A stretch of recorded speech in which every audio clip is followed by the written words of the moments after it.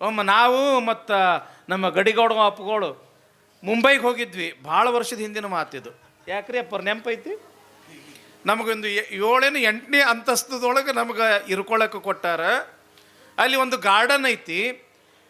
ನಾವು ಇನ್ನೂ ಮಲ್ಕೊಂಡಿವಿ. ರಾತ್ರಿ ಎಷ್ಟು 11 12ಕ್ಕೇನೋ ಹೋದ್ವಿ. ಪೂಜಾ ಪ್ರಸಾದ ಮಾಡಿ ಮಲ್ಕೋಬೇಕಂತಂದ್ರೆ 2 ಗಂಟೆ ಆಯ್ತು. ಬೆಳಿಗ್ಗೆ ಇನ್ನೂ ಸೂರ್ಯೋದಯ ಆಗೋದಿಲ್ಲ. ಬರೀ ನಗಾಕತ್ತಾರ. ಇಬ್ಬರು ಎದ್ವಿ, ಎಲ್ಲಿ ನಗಾಕತ್ತಾರ ಅಂತ ತಿಳ್ಕೊಂಡು ಹಿಂಗೆ ಕೆಳಗೆ ನೋಡ್ತೀವಿ. ಅಲ್ಲಿ ಗಾರ್ಡನ್ ಅದ. ಈ ಕಡೆ ಒಂದು 10-20 ಜನ ನಿಂತಾರ, ಈ ಕಡೆ ಒಂದು 10-20 ಜನ ನಿಂತಾರ. ಅಲ್ಲಿ ಒಬ್ಬ ನಿಂತಾನ, ಅವ ನಗಸೋದು ಕಲಸಾಕತ್ತಾನ. ಹ್ಞೂ ನಗರಿ ಅಂತೇಳಿ ಇವ್ರಿಗೆ ಕೈ ಮಾಡ್ತಾನೆ. ಇವರು ಹಾ ಅಂದಾಗ ಅವ್ರು ಮತ್ತು ಈ ಕಡೆ ಕೈ ಮಾಡವ ಅವ ನಗರಿ ಅನ್ನವ. ಅವ್ರು ಹಾ ಅಂತೇಳಿ ಹಿಂಗೆ ತಿಳ್ಕೊಂಡು ಹಿಂಗೆ ನಗವ್ರು. ಏನಂತ ಕೇಳಿದ್ವಿ ಆ ಮನೆ ಮಾಲಕಗೆ, ಲಾಫಿಂಗ್ ಥೆರಪಿ ಅಂತದು. ಲಾಫಿಂಗ್ ಥೆರಪಿ ಅಂದ್ರೆ ನಗಸುವ ಒಂದು ಟ್ರೀಟ್ಮೆಂಟ್ ಅದು. ಬರೇ ನಗಸೋದು. ಯಾಕ್ರಿ ಅಂತ ಕೇಳಿದ್ವಿ. ಯಾಕೆ ಅವ್ರ ಮನ್ಯಾಗ ನಗುವುದಿಲ್ಲ ಹೆಂಗೆ? ಇಲ್ರಿ, ಮನ್ಯಾಗ ನಗಲಾರ್ದಕ್ಕೆ ಅವ್ರಿಗೆ BP ಶುಗರ್ 108 ರೋಗ ಬಂದಾವು. ಅದಕ್ಕೆ ನಕ್ಕರ ರೋಗ ಎಲ್ಲ ಹೋಗ್ತಾವಂತ ತಿಳ್ಕೊಂಡು ಹೇಳ್ಯಾರ. ಅದಕ್ಕೆ ಅವ ನಗಸಾಮವ, ಅವರು ನಗವರು. ಏನು ಲಾಭ ಅಂತ ಕೇಳಿದ್ನಿ. ಇಲ್ಲ ಅವ್ರ ಆರೋಗ್ಯ ಸುಧಾರಣೆ ಆಕೈತ್ರಿ, ಇವನಿಗೆ ರೊಕ್ಕ ಸಿಗ್ತಾವ್ರಿ. ಇಲ್ಲ ಒಂದು ದಿವಸ ನಗಸಿದ್ರೆ ಎಷ್ಟು? ಒಬ್ಬೊಬ್ರು 200 ರೂಪಾಯಿ ಕೊಡ್ತಾರಂದ್ರು ಒಂದು ದಿವ್ಸಕ್ಕೆ. ಅವರು ಇವ ನಗಸ್ತಿದ್ದ, ಅವ್ರು ನಗ್ತಿದ್ರು. ಮುಗಿದ ಕೂಡಲೇ 200 ರೂಪಾಯಿ ತೊಗೊಳ್ತಿದ್ದ. ಎಂಥ ಹುಚ್ಚದವ ಅಂತ ತಿಳ್ಕೊಂಡು ಅವ್ರಿಗೆ ಬೈಕು ಅಂತ ಇವ ರೊಕ್ಕ ಕಿಶೆದಾಗ ಹಾಕ್ಕೊಂಡು ಹೋಗ್ತಿದ್ದ. ನಗುವೇ ಜೀವನ ತಂಗಿ, ನಗು ನಗು ನಗು. ಕಲ್ಯಾಣದೊಳಗೆ ಒಬ್ಬ ಶರಣ ಇದ್ದರು.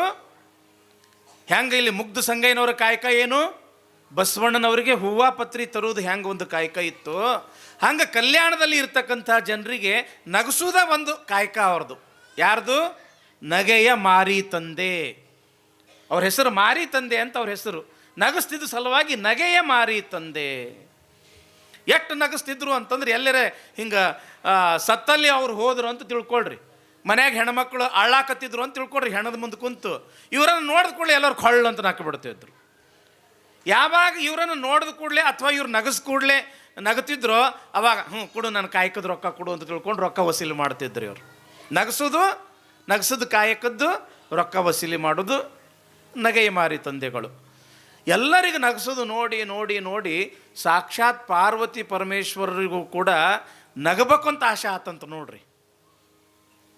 ಅವ ಹೆಂಗರೇ ನಗಸ್ತಾನ, ನಾವು ಕೂಡ ನಗಬೇಕು ಅಂತ ತಿಳ್ಕೊಂಡು ಪಾರ್ವತಿ ಪರಮೇಶ್ವರ ವಿಚಾರ ಮಾಡಿ ಇವತ್ತೇನ ಆಗಲಿ ನಗೆಯ ಮಾರಿ ತಂದೆ ಹತ್ರ ಹೋಗುನು, ಭೇಟಿಯಾಗುನು, ಅವ ಹೆಂಗೆ ನಗಸ್ತಾನ ನೋಡಿ ನಕ್ಕು ಬರುನು ಅಂತ ತಿಳ್ಕೊಂಡು ಏನು ಮಾಡಿದ್ರು ಅಂತಂದ್ರೆ ಪಾರ್ವತಿ ಮತ್ತು ಪರಮೇಶ್ವರ ಮತ್ತು ನಂದಿ ಮುಪ್ಪಾನ ವಯಸ್ಸು ಆಗ್ಬಿಟ್ರಿ. ಇವರು ಮುದುಕರು ವೇಷ ಹಾಕ್ಕೊಂಡು ಬಂದರು. ಯಾರು? ಪರಮೇಶ್ವರ ಅಗ್ದಿ ಹಣ್ಣು ಮುದುಕ ಆಗಿಬಿಟ್ಟ. ಪಾರ್ವತಿ ಹಣ್ಣು ಮುದುಕಿ ಆದಂಗೆ ಆಗಿಬಿಟ್ಲು. ಅವ್ರ ವಾಹನ ಏನಿತ್ತಲ್ಲ ನಂದಿ, ಅದನ್ನು ಮುದಿ ಅಗ್ದಿ ವಯಸ್ಸಾಗಿರ್ತಕ್ಕಂಥ ಎತ್ತಿನ ನಂದಿ ರೂಪ ತಗೊಂಡು ಇವರು ಬಂದರು ಭೂಮಿ ಮೇಲೆ. ಕಲ್ಯಾಣ ಇನ್ನೂ ಸ್ವಲ್ಪ ದೂರ ಇತ್ತು. ಈ ನಗೆ ಮಾರಿ ತಂದೆಗಳು ಒಂದು ಹಳ್ಳಿಗೆ ಹೋಗಿ ಎಲ್ಲರನ್ನ ನಗಿಸಿ ಅವ್ರು ಕೊಟ್ಟಿರ್ತಕ್ಕಂಥ ದುಡ್ಡು ತಗೊಂಡು ಕಲ್ಯಾಣದ ಕಡೆಗೆ ಬರಾಕತ್ತಿದ್ರು. ಆ ಬರ್ತಕ್ಕಂಥ ಸಮಯದೊಳಗೆ ಇವರು ಪಾರ್ವತಿ ಪರಮೇಶ್ವರ ಅಗ್ದಿ ಮುಪ್ಪಾನ ವಯಸ್ಸಿನವರಾಗಿ ಆ ಹಳ್ಳದ ದಂಡಿ ಮೇಲೆ ಏನು ಇವರು ನಿಂತಿದ್ರು. ಆ ಸಮಯದೊಳಗೆ ಈ ನಗೆಯ ಮಾರಿ ತಂದೆಗಳು ಬಂದರು. ಇವರನ್ನು ನೋಡಿದ್ರು ಪಾರ್ವತಿ ಪರಮೇಶ್ವರರು. ಓಹೋ, ಎಲ್ಲರಿಗೂ ನಗಸಾವ ಇವನ, ನೋಡೋಣ ನಮಗೆ ಹೆಂಗಾರ ನಗಸ್ತಾನ ಅಂತ ತಿಳ್ಕೊಂಡು, ಏನಪ್ಪ ತಮ್ಮ ಯಾವ ಊರ ಅಂತ ಕೇಳಿದ್ರು. ಹಿಂಗ್ರಿ ನಮ್ಮದು ಇಂಥ ಊರ ಮತ್ತು ಇಂಥ ಹಳ್ಳಿಗೆ ಮತ್ತು ನಾನು ಕಾಯಕಕ್ಕೆ ಹೋಗಿದ್ನಿ. ಮತ್ತೀಗ ಎಲ್ಲಿಗೆ ನಡೆದಿ? ಕಲ್ಯಾಣಕ್ಕೆ ನಡೆದೀನಿ, ಬಸವಣ್ಣನ ಕಲ್ಯಾಣಕ್ಕೆ ನಡೆದೀನಿ. ಅಲ್ಲೋ ಕಲ್ಯಾಣಕ್ಕೆ ನಡೆದೀನಿ ಅಂತಿ, ಹಳ್ಳ ನೋಡಿದ್ರು ತುಂಬಿ ಬಂದುಬಿಟ್ಟದ. ಮತ್ತು ನೀ ಹಳ್ಳ ಹೆಂಗೆ ದಾಟ್ತೀವೋ ಅಂತ ತಿಳ್ಕೊಂಡು ಪರಮಾತ್ಮ ಕೇಳ್ದ, ಮುಪ್ಪಾನ ವಯಸ್ಸಿನಾಗಿರ್ತಕ್ಕಂಥ ಪರಮಾತ್ಮ. ಆವಾಗ ಅವ ನಗೆ ಮಾರಿ ತಂದೆ ಏನು ಅನ್ಬೇಕು, ನಾ ಅಗ್ದಿ ಹರಿಯದ ಹುಡುಗದೀನಿ, ಅಗ್ದಿ ಮೈಯಾಗ ಕಸುವ ಗಿಸುವ ಅಗ್ದಿ ಕಟ್ಟು ಮಸ್ತದೀನಿ, ನಾ ಹೆಂಗಾರ ಈ ಹಳ್ಳ ದಾಡ್ತೀನಿ. ನೀ ನೋಡಿದ್ರೆ ಕೆಟ್ಟ ಮುದಿಯಾದಿ, ನಿನ್ನ ಹೆಂಡತಿ ನಿನಕ್ಕಿಂತಲೂ ಮುದಿ ಅದಾಳ, ನಿನ್ನ ಎತ್ತಂತೂ ಅದಕ್ಕಿಂತ ಮುದಿ ಅದ. ನಾ ಹೆಂಗಾರೆ ದಾಡ್ತೀನಿ, ನೀವು 3 ಮಂದಿ ಹೆಂಗೆ ದಾಡ್ತೀರಿ ಹೇಳ್ರಿ ಅಂತ ಹೇಳಂದ ನಗೆ ಮಾರಿ ತಂದೆ. ಆವಾಗ ಆ ಪರಮೇಶ್ವರ ಅಂದ, ನೋಡಪ್ಪ ಇಲ್ಲಿ ಎತ್ತೇನದ ಅಲ್ಲ ಮುದಿ ಎತ್ತ, ಆ ಮುದಿ ಎತ್ತಿನ ಮೇಲೆ ನಾ ಕುಂಡಿರ್ತೀನಿ, ನನ್ನ ಮೇಲೆ ನನ್ನ ಹೆಂಡ್ತಿನ ನನ್ನ ಮುದುಕಿನ ಕುಂಡ್ರಿಸ್ಕೊತೀನಿ. ಹಿಂಗೆ 3 ಮಂದಿ ಕೂಡಿ ನಾವು ಹಳ್ಳ ದಾಡ್ತೀವಿ, ನೀ ಹೆಂಗೆ ದಾಡ್ತಿ ಅಂತ ತಿಳ್ಕೊಂಡು ಪರಮಾತ್ಮ ಕೇಳ್ದ. ಅವಾಗ ನಗೆ ಮಾರಿ ತಂದೆಗಳಂತಾರಂತ, ಏನಪ್ಪ ನೀ ನಿನ್ನ ಮುದಿ ಎತ್ತಿನ ಮೇಲೆ ಕುಂಡಿರ್ತೀಯ, ಮತ್ತು ನಿನ್ನ ಮೇಲೆ ನಿನ್ನ ಮುದುಕಿ ಕುಂಡಿರ್ತಾಳ, ನಿನ್ನ ಮುದುಕಿ ಮೇಲೆ ನಾ ಕುಂತು ದಾಡ್ತೀನಿ ಅಂದಂತಾವ್. ನಿನ್ನ ಮುದುಕಿ ಮೇಲೆ ನಾ ಕುಂತು ದಾಡ್ತೀನಿ ಅಂದ ಕೂಡಲೇ ಅವ್ರು ಕೊಳ್ಳಂತ ನಾಕ್ಬಿಟ್ರಂತ ಪಾರ್ವತಿ ಪರಮೇಶ್ವರು, ಕೊಡು ನನ್ನ ರೊಕ್ಕ ಅಂದಂತಾವ್. ಯಾರು? ನಗೆ ಮಾರಿ ತಂದೆ. ಹಿಂಗೆ ಪ್ರತಿಯೊಬ್ಬರು ಕೂಡ ಕಾಯಕ ಮಾಡೇ ಬದುಕಬೇಕು ಬಸವಣ್ಣನ ಕಲ್ಯಾಣದೊಳಗೆ. ಇನ್ನೊಬ್ಬ ಶರಣ ಇದ್ದ ಕಲ್ಯಾಣದೊಳಗೆ, ಕನ್ನದ ಬೊಮ್ಮಯ್ಯ. ಹೆಸರು ಕೇಳಿರಿ ತಂಗಿ? ಕನ್ನದ ಬೊಮ್ಮಯ್ಯ. ಕನ್ನ ಹಾಕು ಅಂತಂದ್ರೆ ಏನು? ಈಗೆಲ್ಲ ಹೋಗಿಬಿಟ್ಟವು. ಮೊದಲಿನಂಗೆ ಕಳತನ ಈಗ ಯಾರೂ ಮಾಡೋದಿಲ್ಲ. ಬಹಳ ಕಳತನ ಕಡಿಮೆ ಆಗಿಬಿಟ್ಟವು. ಮೊದಲು ಬಹಳ ಕಳತನ ಮಾಡೋದ ಒಬ್ಬನ ಕಾಯಕ ಇತ್ತು. ಅವನು ಕಾಯಕ ಏನು ಹೇಳ್ರಿ? ಕಳತನ ಮಾಡೋದ, ಕನ್ನ ಹಾಕುದ.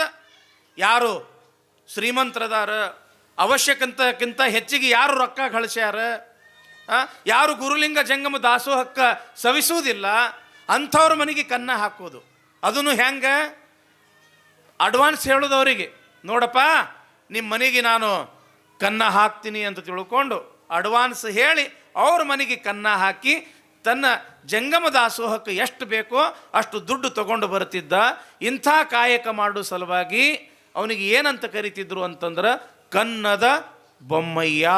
ಕಳತನ ಮಾಡೋದು ಅವನ ಕಾಯಕ. ಒಂದು ದಿವಸ ಬರ್ತಕ್ಕಂಥ ಸಮಯದೊಳಗೆ ಒಂದು 15-20 ಮಂದಿ ಇರ್ತಕ್ಕಂಥ ಒಂದು ಜಂಗಮರ ತಂಡ ಎದುರಿಗೆ ಬಂದರು. ಕನ್ನದ ಬೊಮ್ಮಯ್ಯನವ್ರನ್ನ ನೋಡಿದ ಕೂಡಲೇ, ಏನ್ರೀ ಬೊಮ್ಮಯ್ಯನವ್ರ? ಶರಣ್ರಿ ಅಪ್ಪ, ಶರಣು. ಅವರು ಕೂಡ ಶರಣು ಅಂತ ತಿಳ್ಕೊಂಡು ಒಬ್ರಿಗೊಬ್ರು ನಮಸ್ಕಾರ ಮಾಡ್ತಾರೆ. ಏನ್ರಿ ಬೊಮ್ಮಯ್ಯನವ್ರ, ಮತ್ತು ನಾವು 15-20 ಮಂದಿ ಇದೀವಿ, ಮತ್ತು ನಾಳೆಗೆ ನಿಮ್ಮ ಮನೆಗೆ ನಾವು ದಾಸೋಹಕ್ಕೆ ಬರ್ಬೇಕಂತ ಮಾಡೀವಿ. ದಾಸೋಹ ಅಂದ್ರೆ ಗೊತ್ತಾಗ್ತದಲ್ರಿವ? ನಿಮ್ಮ ಮನೆಗೆ ನಾವು ಪ್ರಸಾದಕ್ಕೆ ಬರ್ಬೇಕಂತ ಮಾಡೀವಿ ನಾಳೆಗೆ. ಯಾರು ಬ್ಯಾಡ ಅಂತಾರಪ್ಪ? ತಾವಾಗೇ ಜಂಗಮ ಮೂರ್ತಿಗಳು ಮನೆಗೆ ದಾಸೋಹಕ್ಕೆ ಬರ್ತೀರಿ ಅಂತಂದ್ರೆ ಭಾಳ ದೊಡ್ಡ ಪುಣ್ಯ. ಅದರ ಸಲುವಾಗಿ ಮತ್ತು ಬರ್ಯಪ್ಪ ಅಂತ ತಿಳ್ಕೊಂಡು ಕನ್ನದ ಬೊಮ್ಮಯ್ಯನವ್ರು ಹೇಳಿದ್ರು. ಆತ ನಾವು ನಾಳೆ ನಿಮ್ಮ ಮನೆಗೆ ಪ್ರಸಾದಕ್ಕೆ ಬರ್ತೀವಿ ಅಂತ ತಿಳ್ಕೊಂಡು ಜಂಗಮರು ಹೇಳಿ ಹೋದರು. ಇವ ವಿಚಾರ ಮಾಡಕತ್ತ, ಯಾರು? ಕನ್ನದ ಬೊಮ್ಮಯ್ಯ. ಒಬ್ಬರಲ್ಲ ಇಬ್ಬರಲ್ಲ 20 ಮಂದಿ ಜಂಗಮರು ನಾಳೆ ನಮ್ಮ ಮನೆಗೆ ದಾಸೋಹಕ್ಕೆ ಬರಾಕತ್ತಾರ. ಕನ್ನ ಹಾಕಬೇಕಲ್ಲ, ಯಾರ ಮನೆಗೆ ಕನ್ನ ಹಾಕಬೇಕು? ಭಾಳ ಮಂದಿ ಬರ್ತಾರಂತಂದ್ರೆ ದುಡ್ಡು ಭಾಳ ಬೇಕು. ಯಾರ ಮನೆಗೆ ಕನ್ನ ಹಾಕಬೇಕು ಅಂತ ತಿಳ್ಕೊಂಡು ವಿಚಾರ ಮಾಡಿಕೊಂಡು ಬರ್ತಕ್ಕಂಥ ಸಮಯದೊಳಗೆ ಎದುರಿಗೆ ಯಾರು ಬಂದರು ಅಂತಂದ್ರೆ ಭಕ್ತಿ ಭಾಂಡಾರಿ ಬಸವಣ್ಣವರೇ ಬಂದರು. ಯಾವಾಗ ಬಸವಣ್ಣವರೇ ಎದುರಿಗೆ ಬಂದರು ಸಮಾಧಾನ ಆತ ಇವರಿಗೆ. ಯಾಕೆ? ಯಾರ ಮನೆಗೆ ಕನ್ನ ಬೊಮ್ಮ ಹಾಕಬೇಕು ಅನ್ನೋದು ತಿಳ್ಕೊಂಡು ಅವ್ರ ತಲೆಯಾಗ ಬಿಡ್ತು. ಯಾವಾಗ ಎದುರಿಗೆ ಬಸವಣ್ಣವ್ರು ಬಂದರು, ಶರಣಾರ್ಥಿ ಬಸವಣ್ಣವರಿಗೆ, ಇಲ್ಲ ಶರಣಾರ್ಥಿ ಬೊಮ್ಮಯ್ಯನವರಿಗೆ. ಏನ್ರಿಪ್ಪ ಬಸವಣ್ಣವ್ರ, ನಂದೊಂದು ಕೆಲಸ ಆಗಬೇಕಾಗ್ಯದ, ತಾವು ಸಹಾಯ ಮಾಡ್ತೀರೇನು? ಯಾರು ಬ್ಯಾಡ ಅಂತಾರಪ್ಪ? ಏನು ಹೇಳ್ರಿ? ಏನೂ ಇಲ್ಲ, ನಾಳೆಗೆ ಮನೆಗೆ 20 ಮಂದಿ ಜಂಗಮರು ದಾಸೋಹಕ್ಕೆ ಬರ್ತೀನಿ ಅಂದಾರ, ಪ್ರಸಾದಕ್ಕೆ ಬರ್ತೀನಿ ಅಂದಾರ. ಮನ್ಯಾಗ ನೋಡ್ರೆ ಏನೂ ಇಲ್ಲ, ಅದಕ್ಕೆ ಒಂದು ದೊಡ್ಡ ಮನೆಗೆ ನಾನು ಕನ್ನ ಹಾಕಬೇಕು. ಯಾರ ಮನೆಗೆ ಕನ್ನ ಹಾಕಬೇಕು ಅನ್ನೋದು ಗೊತ್ತಾಗವಲ್ದು. ಅದಕ್ಕೆ ಮತ್ತು ರಾಜ್ಯದ ಬೊಕ್ಕಸಕ್ಕೆ ಕನ್ನ ಹಾಕಬೇಕಂತ ಮಾಡೀನಿ. ನೋಡ್ರಿ, ಎಲ್ಲಿ?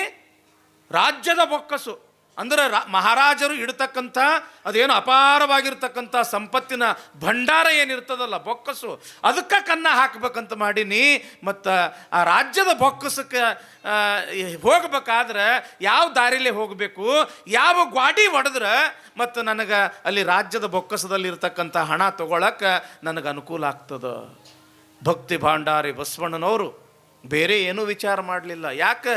ಕನ್ನದ ಬೊಮ್ಮಯ್ಯ ಅಂತಂದ್ರೆ ಸಾಮಾನ್ಯ ಶರಣನಲ್ಲ. ಸತ್ಯಶುದ್ಧ ಕಾಯಕವನ್ನೇ ಕಳ್ಳತನ ಅಂತ ತಿಳ್ಕೊಂಡಿರ್ತಕ್ಕಂಥವನು. ಅದು ಎಂಥ ಕಳ್ಳತನ? ಜಂಗಮ ದಾಸೋಹಕ್ಕಾಗಿ ಮಾಡ್ತಕ್ಕಂಥ ಕಳ್ಳತನ, ಜಂಗಮ ದಾಸೋಹದ ಸಲುವಾಗಿ ಕಳ್ಳತನ.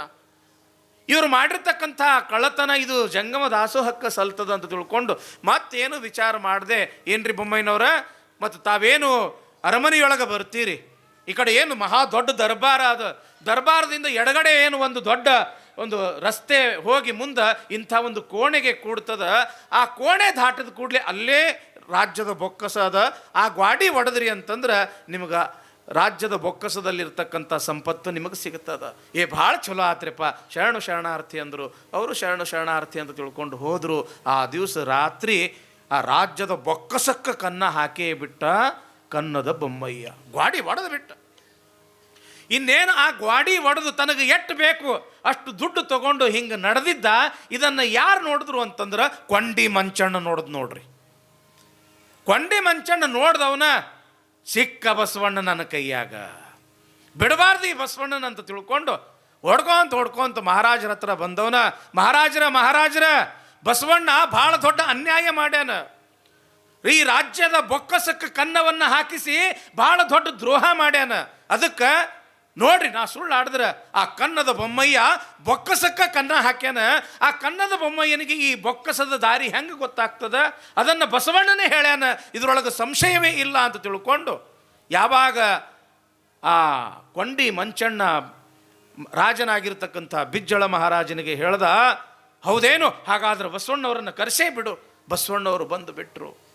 ಎಲ್ಲಿ ಹಾಕ್ಯಾನ ಕನ್ನ, ತೋರಿಸು ನಡಿ ಅಂತ ತಿಳ್ಕೊಂಡು ಯಾವಾಗ ಕೊಂಡಿ ಮಂಚಣ್ಣನವರಿಗೆ ಹೇಳೋದೇ ತಡ, ಬರ್ರಿ ಅಂತ ತಿಳ್ಕೊಂಡು ಎಲ್ಲಿ ಆ ಕನ್ನದ ಬೊಮ್ಮಯ್ಯ ಆ ಗೋಡೆಯನ್ನು ಒಡೆದಿದ್ದ ನೋಡ್ರಿ, ಇಲ್ಲೇ ಕನ್ನ ಹಾಕ್ಯಾನ ಅಂತ ತಿಳ್ಕೊಂಡು ಹಿಂಗೆ ರಾಜನಿಗೆ ಹಿಂಗೆ ತೋರಿಸ್ತಾನ ಕನ್ನದ ಯಾರು ಆ ಕೊಂಡಿ ಮಂಚಣ್ಣ. ರಾಜ ದಿಟ್ಟಿಸಿ ನೋಡ್ತಾನ, ಆ ಕನ್ನದ ಬೊಮ್ಮಯ್ಯ ಎಷ್ಟು ಗ್ವಾಡಿ ಒಡೆದಿದ್ದ ಆ ಗೋಡೆಯ ಮಣ್ಣ ಮತ್ತು ಕಲ್ಲು ಎಲ್ಲ ಬಂಗಾರ ಆಗಿಬಿಟ್ಟಿತ್ತು. ಅವ ಎಷ್ಟು ಮುಟ್ಟಿದ್ದ ಅಲ್ಲ, ಕನ್ನದ ಬೊಮ್ಮಯ್ಯ ಎಷ್ಟು ಆ ಕಲ್ಲು ಮಣ್ಣುಗಳಿಗೆ ಮುಟ್ಟಿದ್ದೆಲ್ಲವೂ ಕೂಡ ಆ ಕಲ್ಲ ಮಣ್ಣ ಬಂಗಾರ ಆಗಿಬಿಟ್ಟಿದ್ದು. ಇದನ್ನು ರಾಜ ನೋಡಿ ಮನಸ್ಸಿನಾಗ ಅಂದ, ಇದು ಒಂದ ಗ್ವಾಡಿ ಯಾಕೆ ಹೊಡೆದನ, ಇನ್ನೊಂದೇ 4 ಗ್ವಾಡಿ ಹೊಡೆದಿದ್ರು ಚಲೋ ಇತ್ತಲ್ಲ. ಆವಾಗ ಬಸವಣ್ಣವ್ರಂತಾರ, ಮಹಾರಾಜರೇ, ಕನ್ನದ ಬೊಮ್ಮಯ್ಯ ಕನ್ನ ಹಾಕೋದು ಅದು ತಪ್ಪು. ಯಾಕೆ, ಕಳಬೇಡ, ಕೊಲಬೇಡ, ಹುಸಿಯ ನುಡಿಯಲು ಬೇಡ, ಕಳ್ಳತನ ಮಾಡಬಾರ್ದು ಅನ್ನೋದು ಅದು ಶುದ್ಧವಾಗಿರ್ತಕ್ಕಂಥದ್ದು, ಸತ್ಯವಾಗಿರ್ತಕ್ಕಂಥದ್ದು. ಆದ್ರೆ ಇಲ್ಲಿ ಕನ್ನದ ಬೊಮ್ಮಯ್ಯ ಕನ್ನವನ್ನು ಹಾಕೋದೇ ತನ್ನ ಕಾಯಕ ಅಂತ ತಿಳ್ಕೊಂಡು ಆತ ಎಂಥವ್ರ ಮನೆಗೆ ಕನ್ನ ಹಾಕ್ತಿದ್ದ, ಯಾರು ಗುರುಲಿಂಗ ಜಂಗಮಕ್ಕೆ ದಾನ ಮಾಡೋದಿಲ್ಲ ಅಂಥವ್ರ ಮನೆಗೆ ಕನ್ನ, ಎಂಥವ್ರ ಮನೆಗೆ ಕನ್ನ ಹಾಕ್ತಿದ್ದ, ಅವಶ್ಯಕತೆಗಿಂತ ಹೆಚ್ಚಿಗೆ ಯಾರು ಸಂಪತ್ತನ್ನು ಕೂಡಿ ಇಡ್ತಾರ ಅಂಥವ್ರ ಮನೆಗೆ ಕನ್ನ. ಅದನ್ನು ತನಗೆ ಎಷ್ಟು ಬೇಕೋ, ಜಂಗಮ ದಾಸೋಹಕ್ಕೆ ಎಷ್ಟು ಬೇಕೋ ಅಷ್ಟೇ ಕನ್ನ ಹಾಕಿ ಜಂಗಮ ದಾಸೋಹನವನ್ನು ಆಡ್ತಕ್ಕಂಥವನು. ಆತನ ಒಂದು ಸತ್ಯ ಶುದ್ಧ ಕಾಯಕದ ಒಂದು ಬಲದಿಂದ ಆತ ಮುಟ್ಟಿರ್ತಕ್ಕಂಥ ಕಲ್ಲು ಮಣ್ಣು ಸಹಿತ ಬಂಗಾರ ಆಗ್ಯದ. ಇಂಥವರು ಕಲ್ಯಾಣದ ಶರಣರು ಅಂತ ತಿಳ್ಕೊಂಡು ಬಸವಣ್ಣನವರು ಕಲ್ಯಾಣದ ಶರಣರ ಬಗ್ಗೆ ಮಹಾರಾಜನಿಗೆ ವಿವರಣೆ ಕೊಡ್ತಾರೆ ಎಂಬಲ್ಲಿಗೆ ಇವತ್ತಿನ ಒಂದು ಪುರಾಣ.